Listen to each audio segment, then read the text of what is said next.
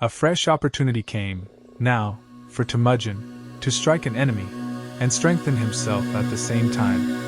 The Qin Emperor sent Wan Qin, his minister, with an army against the Lake Buyur Tartars, since they refused to do his bidding and refused to pay tribute. Not having the strength to resist, the Tartars moved to new places higher up on the Oka.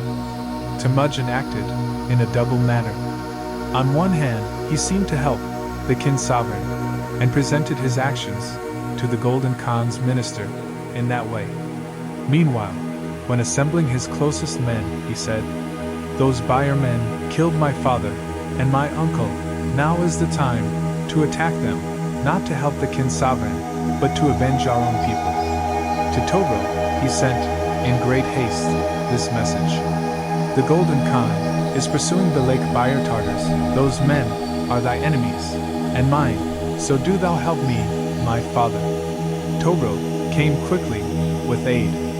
Temudjin also sent to Sakai Baiki and Daichu of the Cherkis, asking for their help. He waited 6 days for reinforcements, but no one appeared from the Cherkis. Thereupon, he and Togrul marched down the Oka and fell upon the Tartars. Temudjin was on one bank, Togrul on the other. The Tartars could not retreat, because the Golden Khan's men were pursuing them, so they raised a strong fortress to defend themselves. Temudjin and Togrul broke into the fortress. Many Tartars were slain, and many captured, including their leader. Temudjin put this man to death, in revenge for his father. Immense booty was taken by Temudjin and his ally, captives, cattle, and property of all sorts. Among other things, they took a silver cradle and a cloth of gold, which lay over it. Temudjin received great praise for his action. Without striking a blow, the minister had accomplished his mission, and later, he claimed for himself, before his sovereign, the merit of making Togrul and Temudjin do his work for him. He gave Temudjin the title Chowhuri, and to Togrul the title Wan Khan was given. "I am thankful," said the minister, "when I return. I will report all to my sovereign, and win for you a still higher title." Then he departed. Temudjin and Togrul, now Wan Khan, went to their own places. In the captured Tartar camp, a boy was discovered. He had a gold ring in his nose, around his waist, a belt edged with sable, and golden tassels. They took the lad, straightway, to Holan, who made him her sixth son, and named him Shidi Katuku. Temudjin had left many people at Halil Lake. While he was absent, the Cherkis stripped 50 of these men, tore off their clothes, and slew 10 of them. Temudjin was enraged. "Why endure deeds of this kind from the Cherkis?" he exclaimed. "At our feast in the forest, they cut Belgutai in the shoulder. When I was avenging my father and uncle, they would not give aid. They went to our enemies and helped them. Now I will punish them befittingly." So he led out his men to ruin the Cherkis. At Dolan Bolda, on the Karelin, he captured every Cherki warrior, except Sakai Baiki and Daichu, who escaped empty-handed. Temudjin hunted these two, untiringly, till he caught them. "We have not done what we promised," said they, stretching out their necks, and Temudjin cut off their heads. He returned to Dolan Bolda, and led into slavery what remained of the Cherkis. The origin of the Cherkis was as follows. Kabul Khan, Temudjin's great-grandfather, had 7 sons, the eldest, Okan Barka. Kabul chose strong, daring, skilled archers, and gave them as attendants to Okan Barka. No matter where they went, these attendants vanquished all who opposed them. Eventually, no man dared challenge such champions, hence, they received the name Cherki. Kabul Khan's second son, Bartan, was father of Yesagai, Temudjin's supposed father. Kabul's grandson, child of his third. Temudjin's son Munlair was Buri Birga, the comrade of the grandsons of Okan Barka. Buri Birga had pledged loyalty to the Khan earlier than most, but he remained independent in spirit, and Temudjin did not trust him. though no man among the Mongols could equal Buri Birga in strength or wrestling, he did not escape a cruel death. Some time after the reduction of the Cherkis, Temudjin commanded Belgutai and Buri Birga to wrestle in his presence. Whenever Belgutai wrestled with Buri Birga, the latter could, with one leg and one hand, hold him as still as if lifeless.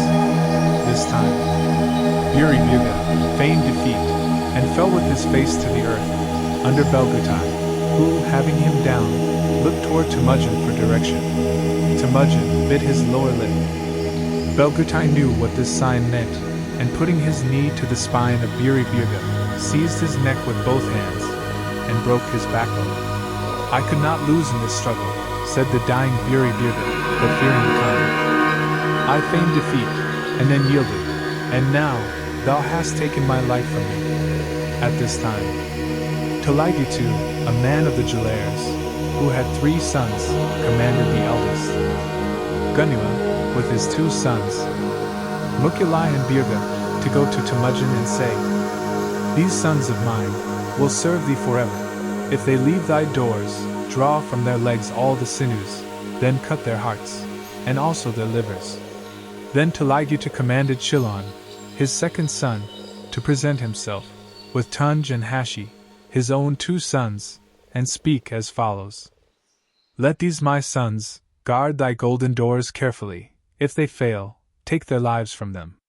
After that, Toligitu gave Chebk, his 3rd son, to Temudjin's brother, Kasser.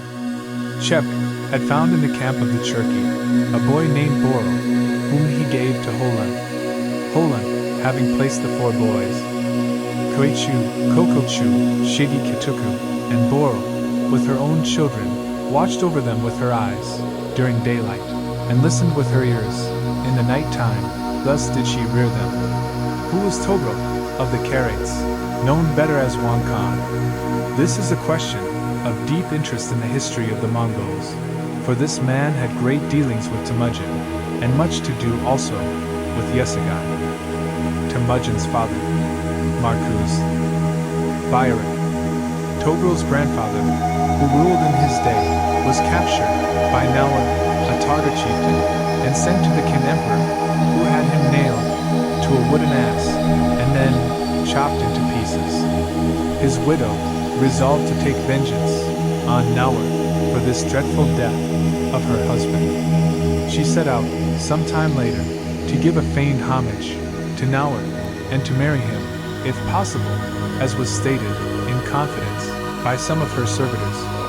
She brought to Naur 100 sheep, and 10 maras, besides 100 large cow skins, holding, as was said, distilled mare's milk, but each skin held in fact a well-armed living warrior. A feast was given straightway by Naur, during which the 100 men were set free from the cowskins, and aided by attendants of the widow, they slew the Khan and his household. Markuz left 4 sons. The 2 most distinguished were Kurjakuz and Gurkin. Kurjakuz succeeded his father. Togrul succeeded Kurjakuz, his own father, by slaying 2 uncles, besides a number of cousins. Gurkin, his remaining uncle, fled, and found asylum with the Nanji Taiyang of the neighboring Naimans, whom he roused to assist him. Gurkin, then with the Naiman troops, drove out Togrul, and made himself ruler. Togrul, attended by 100 men, went to Yesagai, and implored aid of him. Yesagai reinstated Togrul, and forced Gurkin to flee to Tangut. Togrul vowed endless friendship to his ally, and became, to him, a sworn friend, or Anda. When Yesagai was poisoned by Tartars, Temudjin, his son, a boy at that time, lost authority, and suffered for years from the Tajuts. Togrul gave help and harbored him. After that, as has been already related, when Temudjin had married, and the Merkits stole his wife, Togrul assisted in restoring her, and with her, a part of Temudjin's people. In 1194, he was given the title Wang Khan. Later, his brother expelled him, and this time he fled to the Uyghurs, but sought aid, in vain, from the Idkat, or ruler, of that people.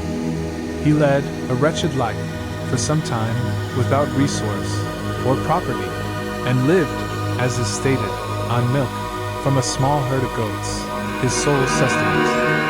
He learned, at last, that Temujin had grown in power, hence, he begged aid from him, and got it. Temujin gave Wang Khan cattle, and in the autumn of that year, 1196, made a feast for this, his old benefactor.